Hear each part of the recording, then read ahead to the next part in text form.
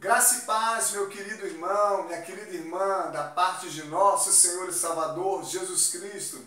Que bom é ter você aqui conosco em nosso canal Movidos por Missões.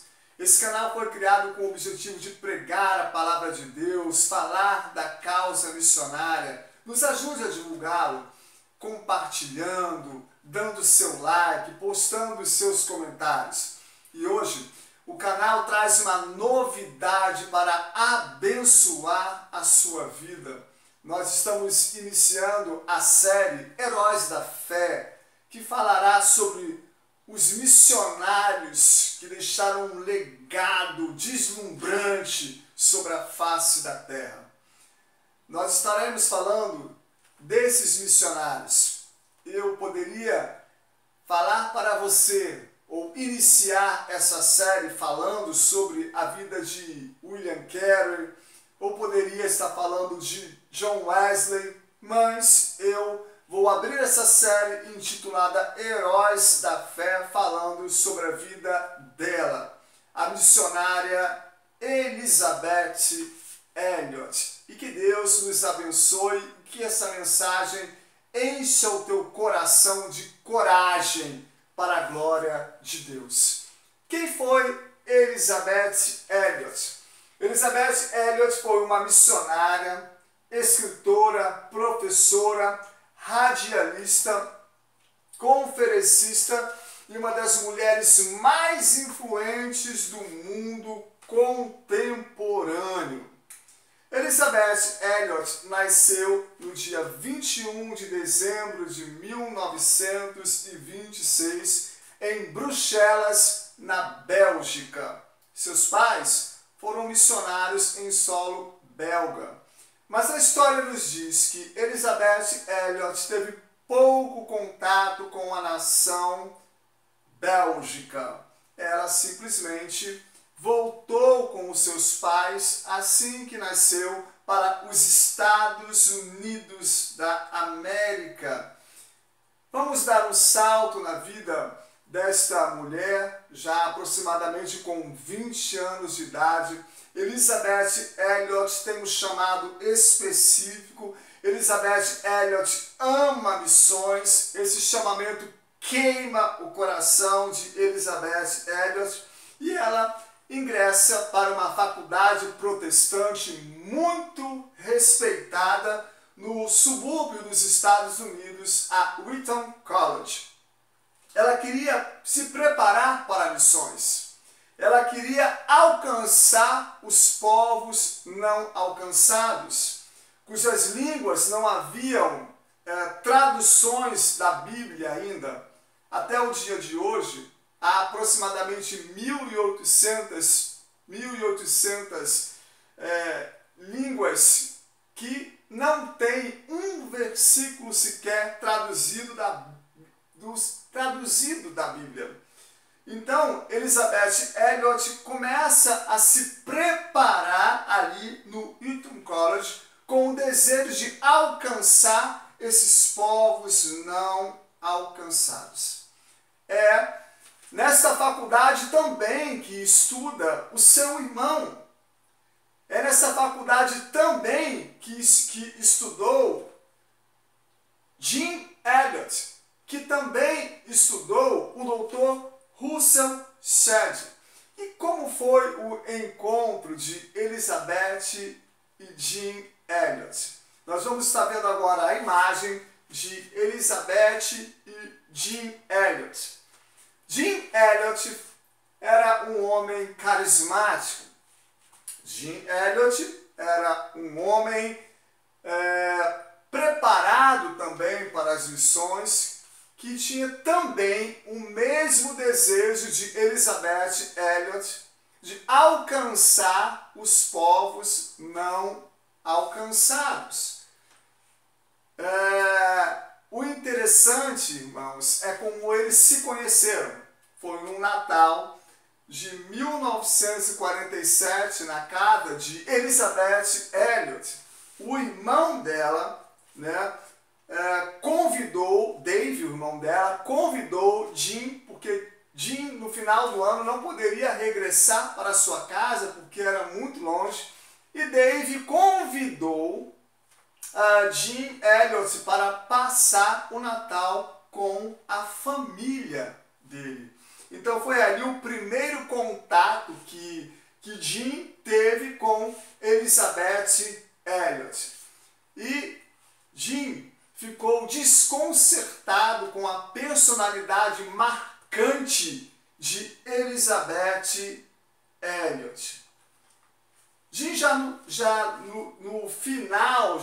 no final dos seus estudos no Eton College, depois de muita oração, Deus encheu o coração desse servo de Deus por uma nação, o Equador, precisamente pelos povos da floresta equatorial que não tinham sido alcançados ainda.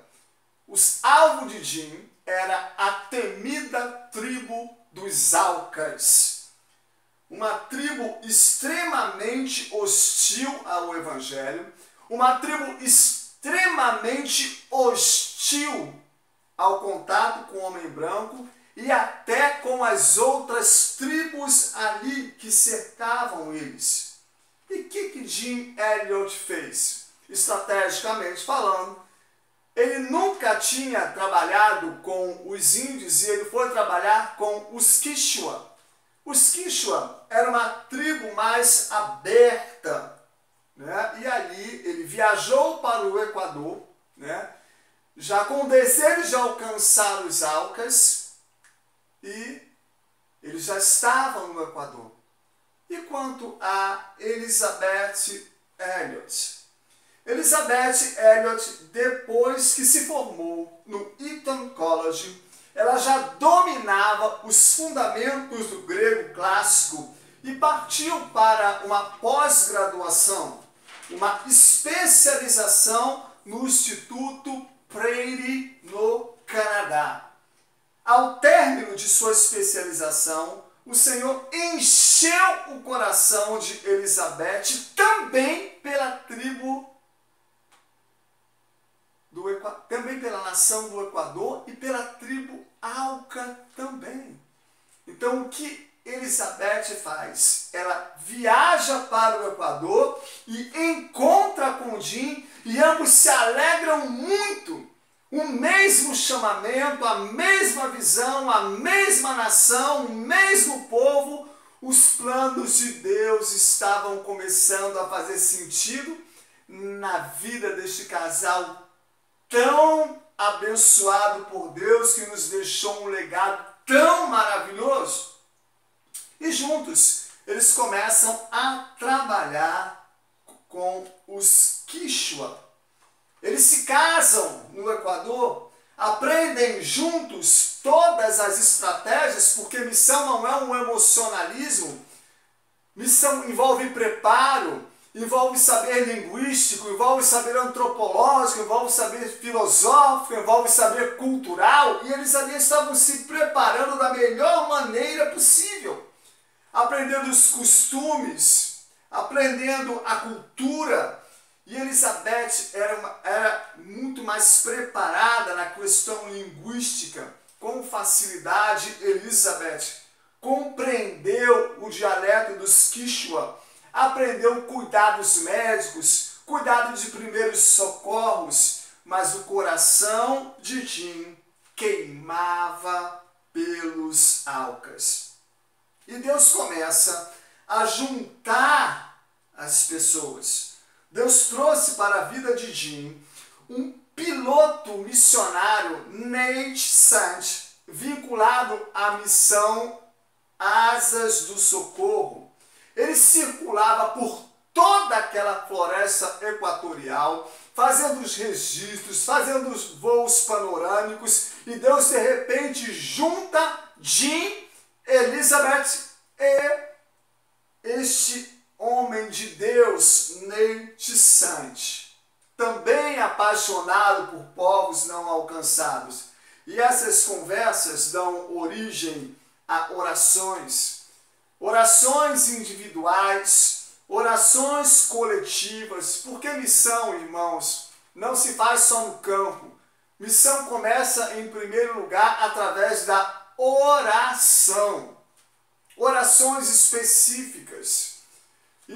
E aí eles decidiram a orar. Sentiram que aqueles encontros, aquelas aproximações, era algo celestial. Era algo vindo do coração de Deus. E começaram a orar, até que Deus começou a trazer o restante dos voluntários. 5 jovens com menos de 30 anos de idade estavam ali completamente envolvidos por esta missão. E eu vou te mostrar através dessa imagem quem eram esses 5 jovens. O Roger, o Pete, o Jim, o Nate e o Ed. 5 famílias, 3 denominações distintas, 3 juntas de missões diferentes, da idade entre 28 e 33 anos.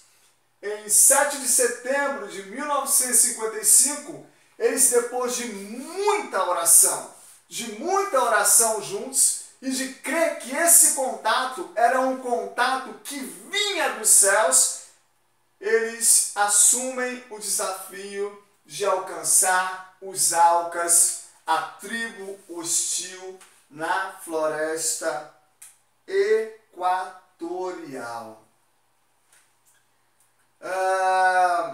Enquanto eles oravam, irmãos, Deus fazia um caminho. Porque sendo da vontade de Deus, ninguém pode impedir a missão. Porque de Deus veio querer e o realizar. E Deus quer de fato que todos os povos, todas as tribos, todas as línguas, todas as raças, todas as etnias se convertam a Ele e aceitem a Jesus Cristo como o seu Senhor e Salvador. Então, enquanto eles oraram, Deus fazia um caminho. Eles souberam que havia uma índia Auca chamada Dayuma, vivendo em coletividade perto de onde eles trabalhavam. E aí eles vão de encontro àquela índia e perguntam a ela: como nós podemos fazer para alcançar o seu povo? E aí, a primeira coisa que Dayuma faz é tentar fazê-los desistir daquilo que parecia uma, entre aspas, loucura. Mas ela viu que eles não desistiriam, porque aquele propósito que Deus colocou no seu coração é um propósito de Deus. Assim como o propósito que Deus colocou no coração de Jim não poderia ser retirado. Então Dayuma passa a conversar, ensina algumas palavras no dialeto Auca, e acima de tudo ela aponta aonde viviam os Aucas na floresta equatorial. E aí Nate começa a fazer voos panorâmicos concentrado ali de acordo com as diretrizes de Dayuma. E mais, Nate desenvolveu uma técnica de planagem, né?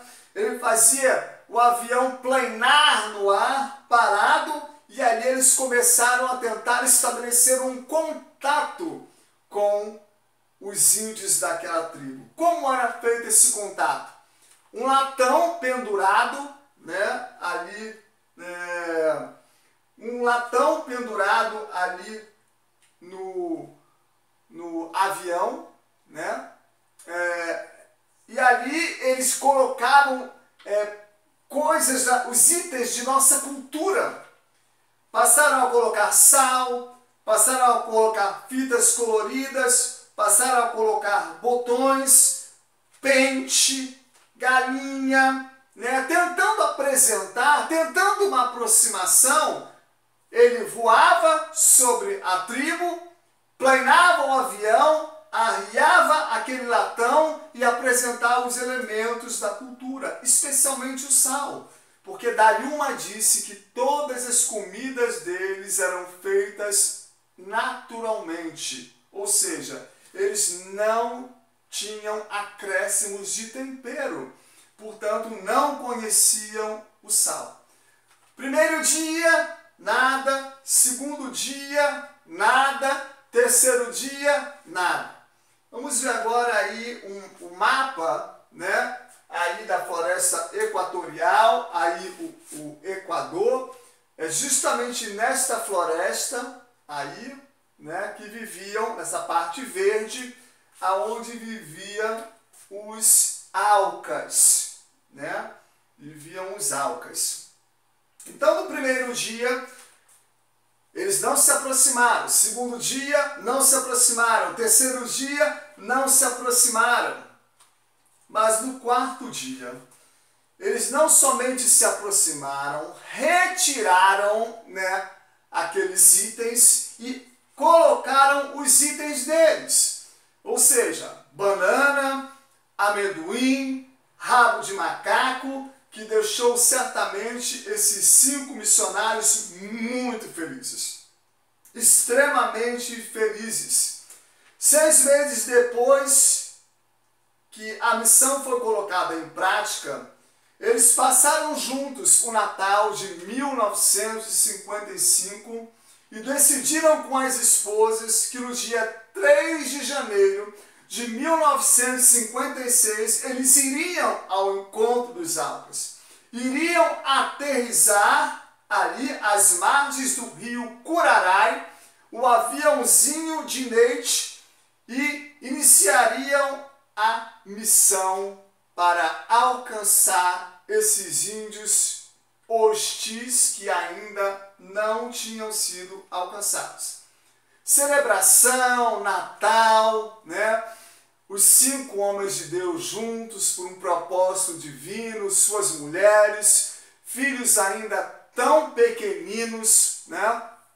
E ali eles se confraternizaram, rompeu o ano e no dia 3 de janeiro eles decidiram ir ao encontro dos Aucas. Neite era, além de piloto, habilidoso em sistema de comunicação. Ele criou um sistema radiofônico que falaria com as esposas assim que eles chegassem lá na tribo e aterrissassem às margens do rio Curarai. Tinham cargas para levar, então decidiram fazer a viagem 1 a 1. Então, Neite ia, pegava um missionário, colocava as cargas no aviãozinho, levava, voltava, levava, voltava, levava, voltava, até que levou a última carga com o último missionário e ali então aterrissaram nas margens do rio Curarai no dia 3 de janeiro de 1956. No dia 3, nenhum índio apareceu. No dia 4, nenhum índio apareceu. No dia 5, nenhum índio apareceu, mas eles conseguem se comunicar com as suas esposas, dando um respectivo relatório. Depois de 3 dias, no 6º dia, no dia 6 de janeiro de 1956, os índios aparecem à margem do rio Curarai. Precisamente aí vou te mostrar o registro desse primeiro contato com os índios da tribo Auca. Aí está o aviãozinho, né, de Neite Saint, né, e apareceram esses índios, esses 3 índios. Neite leva esse índio que está sentado para um voo panorâmico e ele fica extasiado, né? Aí você pode ver, eles estão dentro da selva equatoriana, às margens do rio Curarai. O Jim está fazendo os registros ali com a câmera fotográfica dele, né? E aí a missão parece que está se encaixando, né? Mas quando eles perceberam que eles queriam ir até a tribo deles, eles se tornaram hostis e correram para o meio da selva novamente. No dia 7/1, ninguém apareceu. Até aí eles estavam conseguindo estabelecer um contato, apresentar os relatórios para as suas esposas. No dia 8 de janeiro de 1956, ao 12h30, o Nate fez um voo panorâmico e observou que o vilarejo só havia mulheres e crianças, e concluiu que era provável que os homens estivessem próximo, vindo até eles.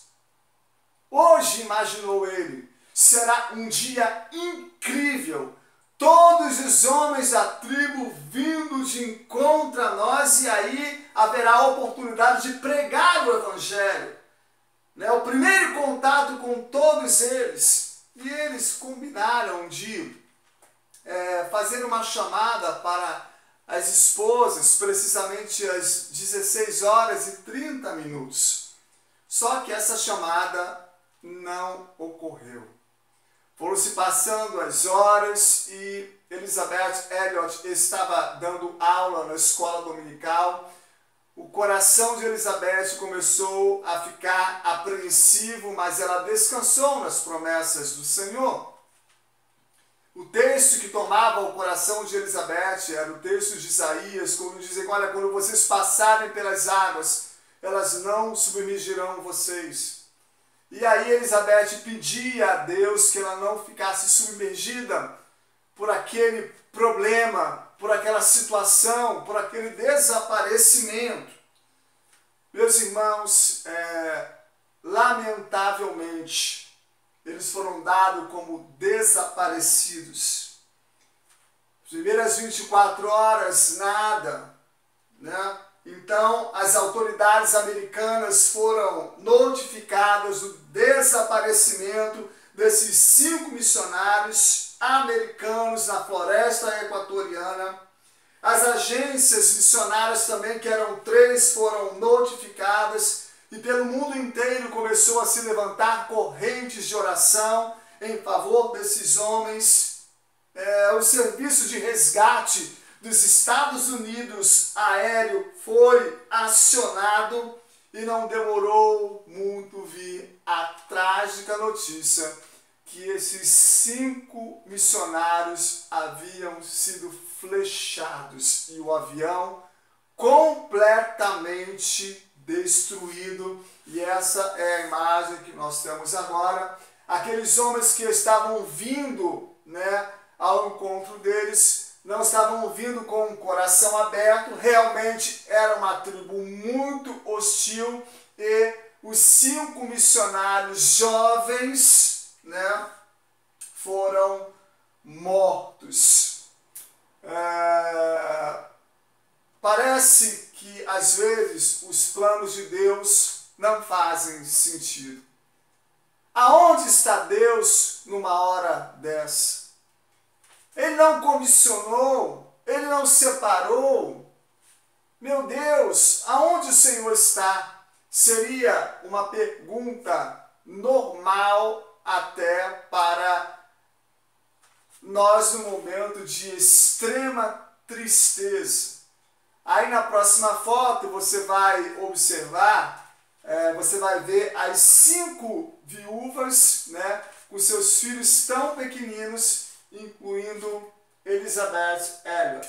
Olha aí as 5 mulheres, todas elas com seus respectivos filhinhos, tão jovens, viúvas, E Elizabeth Elliot tinha sua filha Valerie, que tinha, nesta época, aproximadamente 10 meses somente. 10 meses somente. O que aconteceu com essas viúvas? Exceto uma delas que voltou para os Estados Unidos, todas continuaram os seus trabalhos missionários. Eu quero te mostrar, antes de prosseguir, uma foto da Elizabeth Elliot, mais próximo, porque é a missionária que estamos falando, Olha lá aí, uma mulher estudada, preparada, com um ardor missionário incrível, e a sua filha aí, né, a Valerie, apenas 10 meses de idade, e ela aí já viúva de seu primeiro marido, Jim Elliot, né? Mas o que fez Elizabeth Elliot? Colocou a culpa em Deus, se decepcionou com Deus, nunca mais vou falar no nome desse Deus. Não. Elizabeth Elliot retornou para trabalhar com aquela primeira tribo que ela e seu marido iniciaram um estágio, os Quichua, né? E ela trabalhou com os Quichua no ano todinho de 1956 e no ano quase todinho de 1957. Aproximadamente em novembro, algo sobrenatural acontece. 2 índias Aucas saíram da tribo e queriam conhecer Elizabeth. Elas estavam com Dayuma. Dayuma era aquela primeira índia que ensinou para Jim dialetos, usos e costumes, né? Como se chamavam essas índias? Os seus nomes, Mancamo e Mintaka. E elas foram morar com Elizabeth. E Elizabeth aprendeu o idioma Auca. Elas se renderam ao Senhor Jesus Cristo, essas índias Aucas. E aí, Elizabeth começa a orar copiosamente por uma porta aberta para alcançar os índios ou concluir este trabalho que o seu marido havia começado, mas lamentavelmente foi martirizado. Olha, os planos de Deus não são os nossos planos, nem os caminhos do Senhor os nossos caminhos. O profeta maior Isaías diz que os meus pensamentos, Isaías 55, 8 a 10, diz que os meus pensamentos não são os vossos pensamentos, nem os meus caminhos os vossos caminhos, diz o Senhor. Assim como o céu é mais alto do que a terra, assim os meus caminhos são mais altos do que os vossos caminhos, e os meus pensamentos mais altos do que os vossos pensamentos.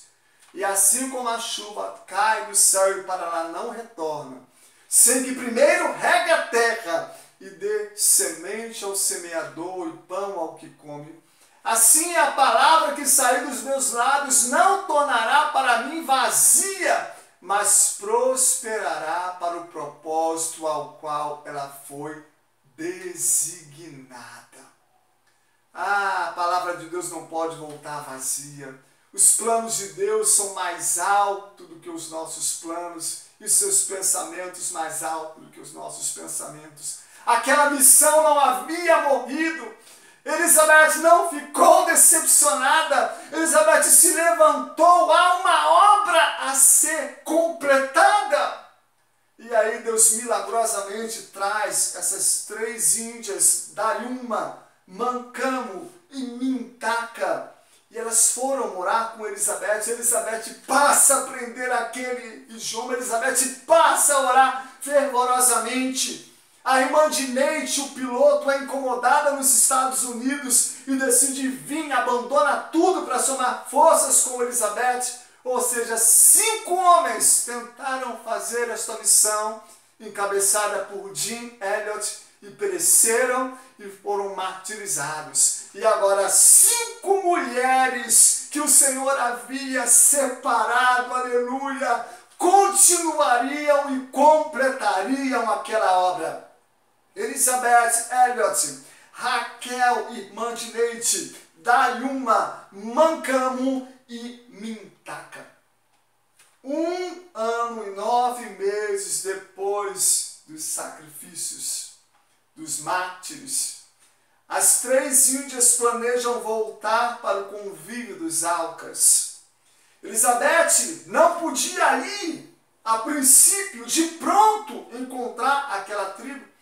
Então, as 3 índias que moraram na casa de Elizabeth passaram por 3 semanas falando no meio da tribo que Elizabeth tinha um coração bom, que Elizabeth era uma mulher íntegra, que Elizabeth era uma mulher de Deus, que Elizabeth era uma mulher comprometida com o amor ao próximo.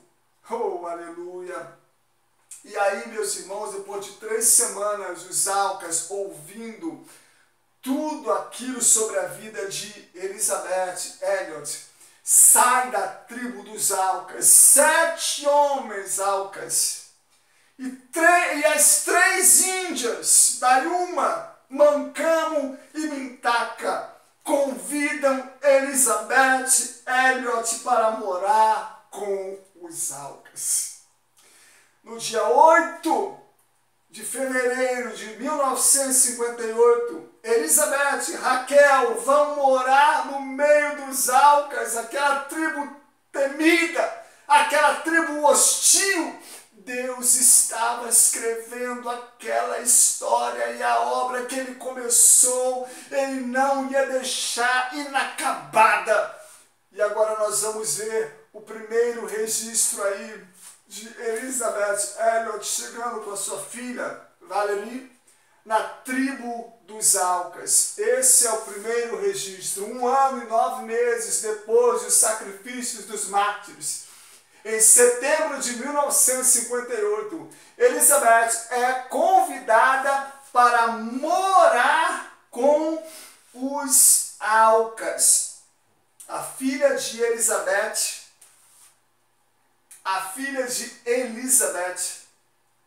tinha apenas 10 meses. Isso é uma história de amor e de perdão.